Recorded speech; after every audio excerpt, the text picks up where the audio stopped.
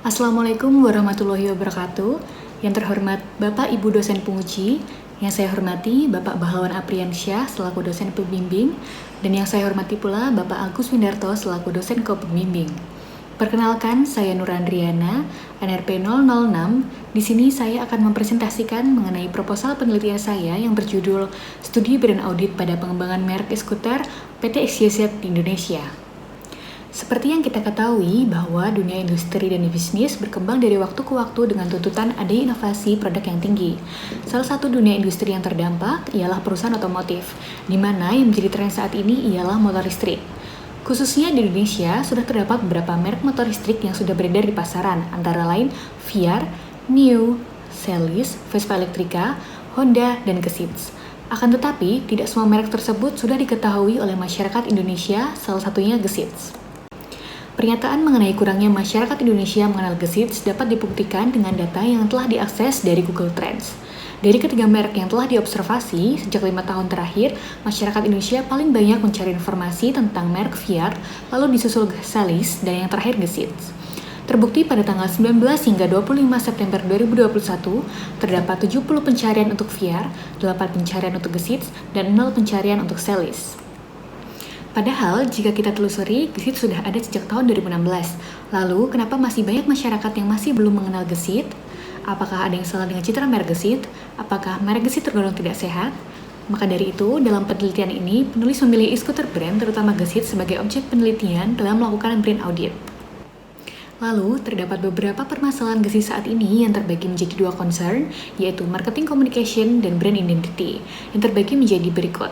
Yang pertama, Gesits memiliki banyak akun sosial media, antara lain Instagram, TikTok, Twitter, dan Facebook, akan tetapi tidak dimanfaatkan secara maksimal. Yang kedua, pembuatan konten sosial media yang tidak konsisten. Yang ketiga, tidak adanya brand ambassador yang merepresentasikan Gesits itu sendiri.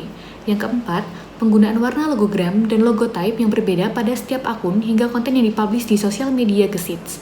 Yang kelima, penggunaan product naming yang sulit diingat oleh konsumen.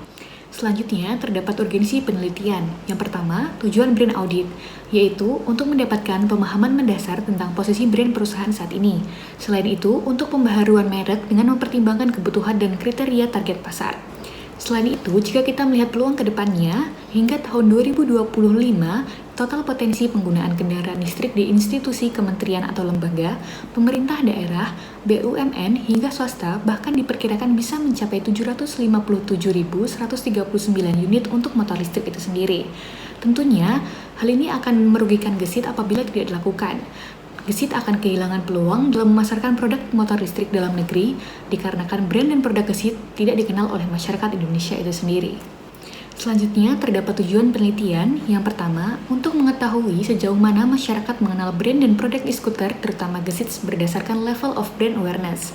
Yang kedua, untuk mengetahui persepsi masyarakat terhadap brand dan produk e-scooter, terutama Gesits, apakah bernilai positif atau negatif berdasarkan marketing funnel stage dengan menggunakan metode customer journey mapping. Selanjutnya kita beralih ke manfaat penelitian yang terbagi menjadi dua, yaitu praktis dan teoritis. Untuk praktis itu sendiri terbagi menjadi dua. Yang pertama, bagi industri otomotif, penelitian ini untuk mendapatkan informasi terkait brand audit yang berguna untuk pengembangan merek di masa depan.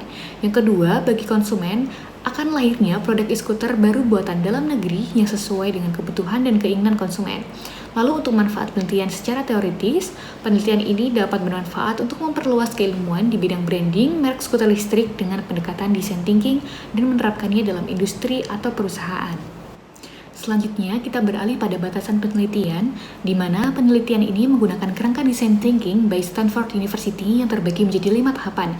Yang pertama, empathize, yang kedua, define, yang ketiga, ideate, yang keempat, prototype, dan yang kelima, testing.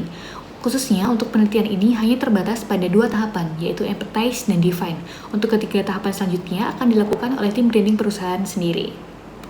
Asumsi dari penelitian ini antara lain, yang pertama, e-scooter brand yang diteliti mendukung aktivitas brand audit yang sedang dilakukan oleh penulis. Yang kedua, tidak terdapat perubahan informasi yang signifikan meliputi informasi mengenai kondisi eksternal maupun internal pada e-scooter brand yang diteliti. Untuk research gap dari penelitian ini ialah penelitian-penelitian yang dilakukan sebelumnya telah melakukan kegiatan serupa yaitu brand audit. Namun, pada objek brand yang berbeda yaitu pada L'Oreal brand. Pada penelitian tersebut yang dilakukan oleh Pahpor and Fior, penelitian tersebut melakukan brand audit dengan menyesuaikan atribut yang terdapat pada brand itu sendiri. Selanjutnya, kita beralih ke dasar teori, di mana terdapat 11 dasar teori yang digunakan dalam penelitian ini. Yang pertama, pengertian brand. Yang kedua, pentingnya brand audit. Yang ketiga, strategi branding. Yang keempat, brand element. Yang kelima, brand image.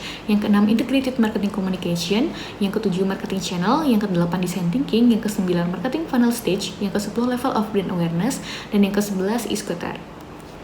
Selanjutnya, terdapat tabel penelitian terdahulu di mana penelitian ini mengadopsi jurnal yang berjudul A Brand Audit on the L'Oreal Brand, di mana terdapat temuan yang bermanfaat bagi penelitian yang sedang dilakukan. Yang pertama, penelitian ini memberikan gambaran bagi peneliti dalam melakukan brand audit, beserta referensi brand attribute yang dapat diadopsi pada penelitian yang sedang dilakukan. Selain itu, penelitian ini juga memberikan acuan mengenai pentingnya strategi branding. Selanjutnya, terdapat desain penelitian di mana dapat diketahui bahwa penelitian ini dilakukan sejak Agustus 2021 hingga Desember 2021. Penelitian ini termasuk dalam jenis penelitian mixed method di mana yang terdiri dari penelitian kuantitatif dan penelitian kualitatif. Penjelasan untuk penelitian kuantitatif deskriptif dengan penyebaran kuesioner yaitu memiliki subjek antara lain seseorang yang mengenal atau mencari tahu atau pernah mempertimbangkan untuk membeli atau yang sudah memiliki motor listrik merek apapun termasuk gesits. Nah, untuk target dari penelitian kuantitatif ini sendiri yaitu sebanyak 100 responden. Untuk metode pengumpulan datanya, akan dilakukan penyebaran kuesioner secara online dengan bantuan Google Form. Untuk metode pengolahan data, akan dilakukan analisis diagram dan statistik distribusi frekuensi. Lalu untuk penjelasan penelitian kualitatif deskriptif yang ditunjang dengan pendekatan alat analisis design thinking yang memiliki subjek antara lain yang pertama 8 partisipan hasil screening dari kuesioner dan 2 orang ahli dalam bidang branding. Untuk metode pengumpulan datanya sendiri akan dilakukan wawancara atau in-depth interview secara online dan offline melalui Zoom atau tatap muka. Lalu metode pengolahan datanya sendiri terdiri dari empathy map, persona, customer journey mapping, dan affinity diagram yang dilakukan pada platform Miro. Lalu kita beralih pada alur penelitian, di mana saya akan menjelaskan mengenai tahapan dari design thinking itu sendiri. Yang pertama, tahap empathize. Peneliti akan melakukan pemahaman mendalam tentang permasalahan brand yang terdiri dari observasi, in-depth interview, dan empathy map. Lalu akan dilakukan analisis permasalahan brand yang terdiri dari pembuatan dan analisis persona dan pembuatan analisis customer journey mapping berdasarkan marketing funnel stage. Nah, untuk tujuan dari tahapan empathize itu sendiri yaitu untuk mengembangkan pemahaman permasalahan tentang persepsi e-scooter brand, terutama gesits, yang berasal dari responden dengan ketentuan tertentu dan ahli pada bidang branding. Nah, untuk permasalahan yang ingin diteliti pada tahap empathize itu sendiri, antara lain yang pertama, pengetahuan tentang e-scooter atau motor skuter listrik, yang kedua, pengetahuan tentang e-scooter brand termasuk gesits, yang ketiga, persepsi tentang gesits berdasarkan pengetahuan partisipan. Selanjutnya, pada tahap define, di mana peneliti akan melakukan klasterisasi data mentah ke dalam berbagai kategori permasalahan brand menggunakan affinity diagram. Nah, tujuan dari tahap define itu sendiri yaitu untuk pengumpulan data, pengelompokan masalah atau kebutuhan, interpretasi pernyataan partisipan sehingga dapat memahami informasi permasalahan atau kebutuhan yang telah terkumpul pada tahap empati. Nah, untuk tahapan klasterisasi itu sendiri terbagi menjadi 2. Yang pertama, klasterisasi pada setiap partisipan. Yang kedua, klasterisasi gabungan dari 10 partisipan. Nah, untuk tahapan yang terakhir, terdapat validasi hasil studi yang akan dilakukan melalui focus group discussion dengan tujuan untuk menguji validitas metode pengumpulan hingga pengolahan data dari masing-masing jenis penelitian.